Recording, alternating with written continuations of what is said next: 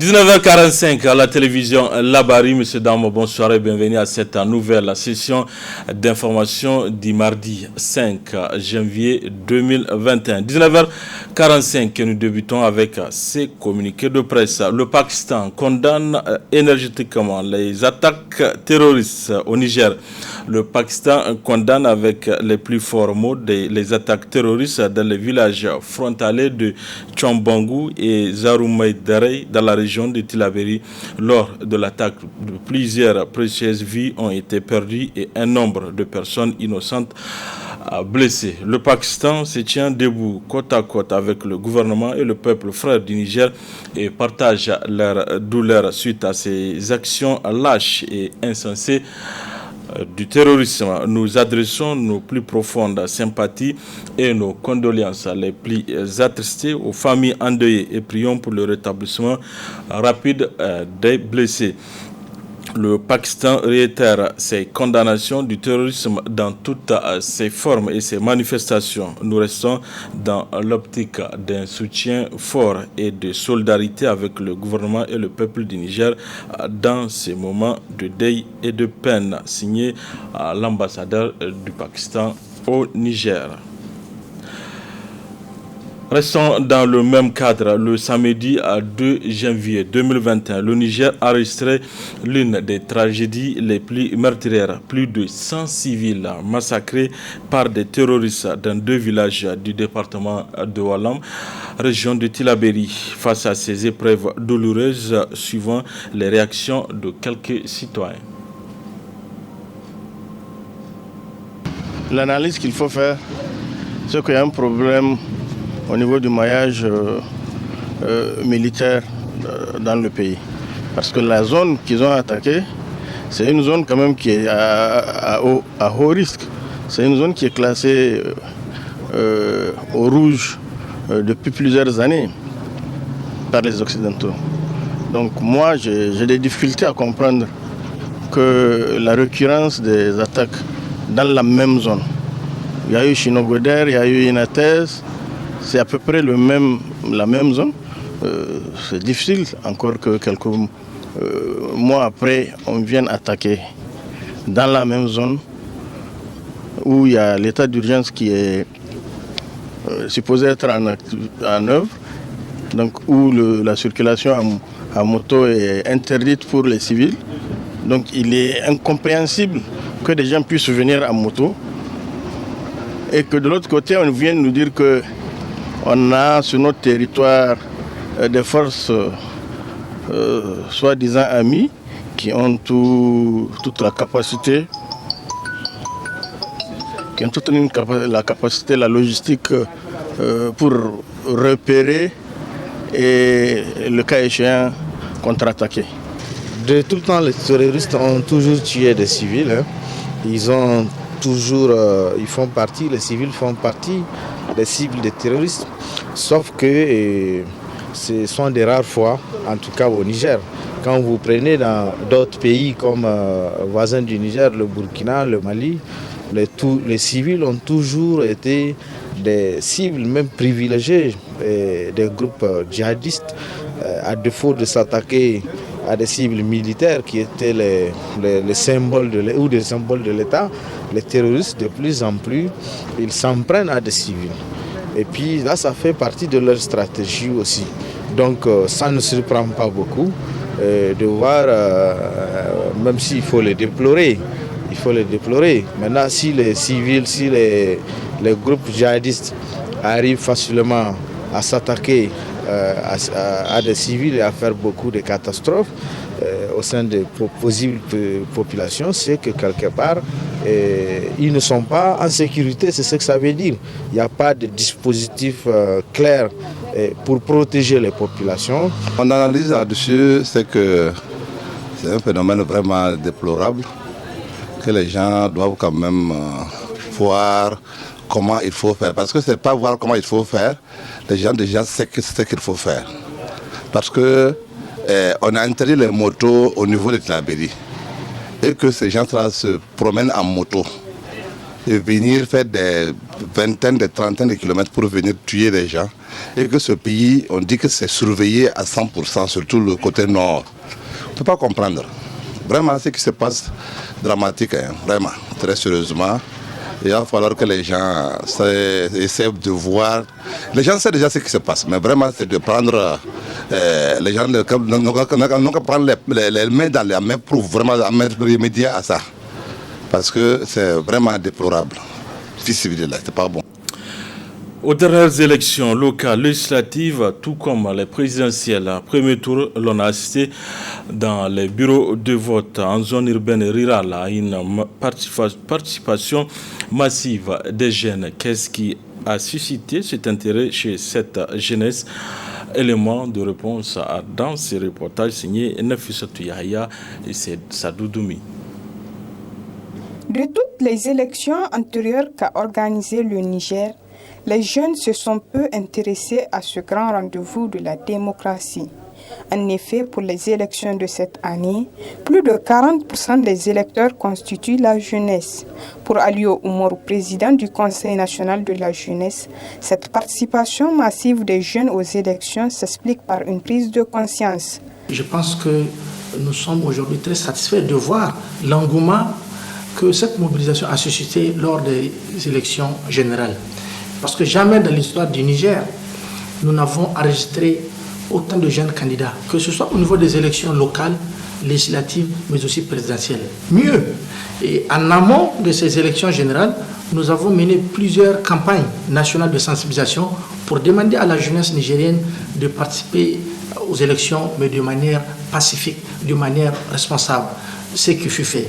La communauté internationale aujourd'hui salue le Niger et le peuple nigérien du fait de sa maturité politique. Et je pense que c'est un héritage important qui va être en tout cas légué aux futures générations. Donc nous les saluons pour avoir été assez responsables lors de ces dernières élections. Une prise de conscience que salue d'ailleurs Aliou Oumarou avant d'exhorter une fois de plus la jeunesse à une mobilisation pour des élections apaisées au second tour. Maintenant, comme vous le savez, dans 1 mois et demi, nous allons partir au deuxième tour.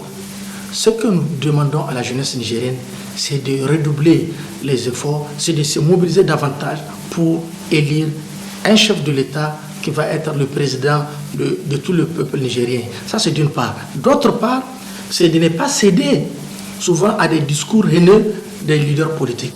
Tout ce qu'ils sont. Nous ne devons pas accepter que des leaders politiques qui, pour la plupart, ont leurs enfants à l'extérieur, nous mettent dans la rue. Nous avons vu, de par le passé, suite à certaines manifestations, beaucoup de jeunes, beaucoup de ces enfants des pauvres se retrouvent aujourd'hui en prison. Les hommes politiques, ils finiront toujours par s'entendre. Quoi qu'ils disent, quoi qu'ils fassent, ils vont finir par s'allier, ils vont finir par s'entendre et continuer à diriger souvent une jeunesse inconsciente. Et c'est ça que nous ne voulons pas. Nous voulons que le climat apaisé puisse prévaloir. Déjà que le Niger souffre de crise sécuritaire sans précédent, il ne faudrait pas que la jeunesse nigérienne en rajoute. Donc nous souhaiterons que les élections du 21 février se fassent dans l'accalmie totale, que chacun vote à son candidat, que chacun fasse sa campagne comme il l'entend. Mais faire une campagne ne sous-entend pas s'en prendre à l'autre candidat. Nous ne voulons pas cela et je pense que le Nigérien, en tout cas, a compris que la politique, ce n'est pas la guerre, c'est les urnes qui départagent les gens. Donc que les gens partent voter massivement comme ils l'ont démontré, en tout cas lors des élections de décembre passées. Pour rappel, le deuxième tour des élections présidentielles au Niger est prévu pour le 21 février prochain.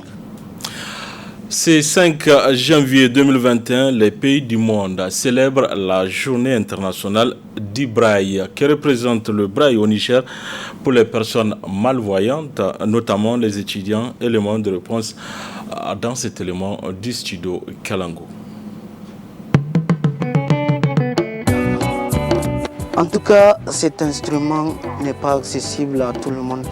Parce que quand on se rend compte de cette inaccessibilité quand on est au lycée, là où on nous demande à lire des romans, à faire des exposés, là, moi, de ma connaissance, je n'ai jamais vu un roman en braille. Quand on demande ça même à notre imprimerie, ils nous disent que c'est pas accessible et que faire un roman en braille, ça demande beaucoup de moyens et ces moyens-là ne sont pas réunis.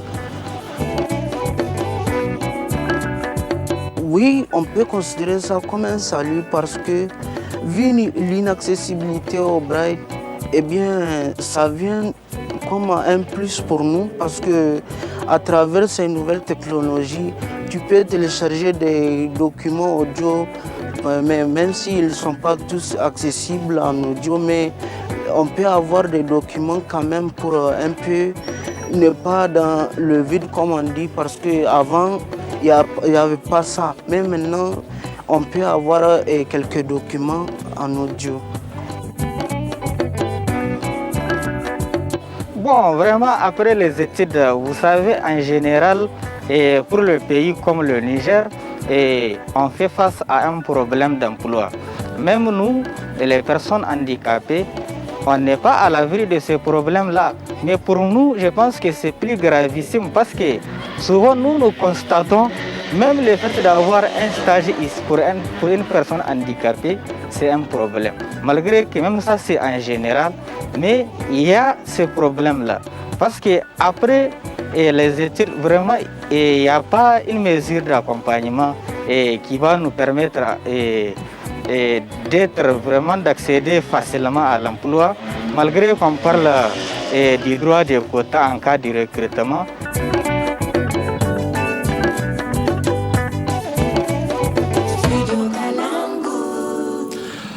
Le samedi 2 janvier dernier, la CENI, la Commission électorale nationale indépendante CENI, a procédé à la proclamation des résultats globaux provisoires des élections législatives et présidentielles à premier tour. À ces propos, je propose quelques réactions de la population.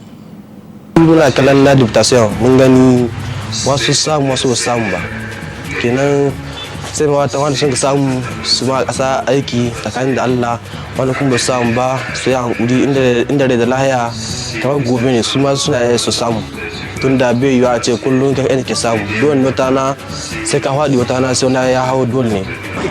Fisibidila labari duka ana bada da Hausa da Zabarmanci da Faransai da Larabci an baka jin wanga yare kana jin wanga yare amma ka ce an ce wani ya samu mutane dubu kaza kan wanga ya samu dubu kaza kan ga kai baka sani ba baka san hawa ba baka san sauka ba ka ce yayi sata yayi wani abu wanga dukan su rantsuwa sun kai an baka san Qur'ani ba malumai sun sani an kuma menene dai can daga mutum mu dai muna ga saurare labari wanda an ka ce ya samu ni na ta na yi bote wanda ne suke so da rayuwa ta shine ta na yi ma bote irin ma sai dina resultai no ai wani hanto bun bono resultai ka no ane da wani mana resultai mutoro cour constitutionnel bon resultai ka no iro dio mo ga resultai no kan la masse de population bore singan resultai parce que matkan bore voté da pourcentage qui kan de bore ngi ngi chene mais bore sin le dernier mot maintenant c'est à la cour constitutionnelle bore ko ngi recours. Nous avons suivi la proclamation des résultats dont la CENI vient de le proclamer. On a suivi ça puisqu'on a vu il y a eu un écart entre le premier et le deuxième, ainsi le deuxième et le troisième. Vraiment, nous encourageons la CENI, elle a bien joué son rôle.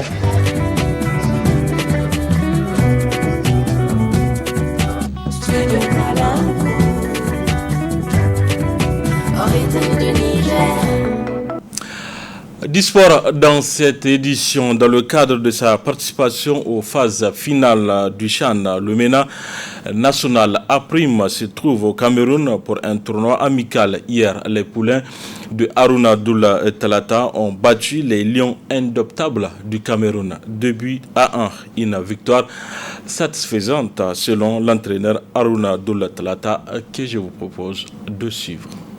Dans ce match, où on était pratiquement dominé parce que notre défense, l'axe central a été carrément décimé. On avait des blessés et puis le dernier est pris par le Covid. On était obligé de jouer en adaptant, en se réorganisant. Et je pense que cette réorganisation m'a donné entièrement satisfaction parce que j'avais des soucis quant à notre capacité à défendre. Mais on a mieux défendu que dans le premier match où pratiquement on avait tous les joueurs à leur poste. On était bien organisé défensivement, en bloc assez bas. Et on a récupéré beaucoup de ballons. Et dans ces ballons récupérés, on a pu contrer par 2 fois pour non seulement marquer le premier but et les obliger, les amener à la faute qui nous a donné le penalty pour marquer ce deuxième but. Vraiment, c'est une entière satisfaction et j'ai été agréablement surpris par le repositionnement de certains joueurs quant à leur capacité à animer, à jouer. Voilà, c'était là la réaction de l'entraîneur Harouna Doula après la victoire du MENA National A' contre les Lions indomptables du Cameroun par 2-1. Et c'est tout également pour ces 19h45 de la télévision Labari. Merci à vous de l'avoir suivi. Au revoir.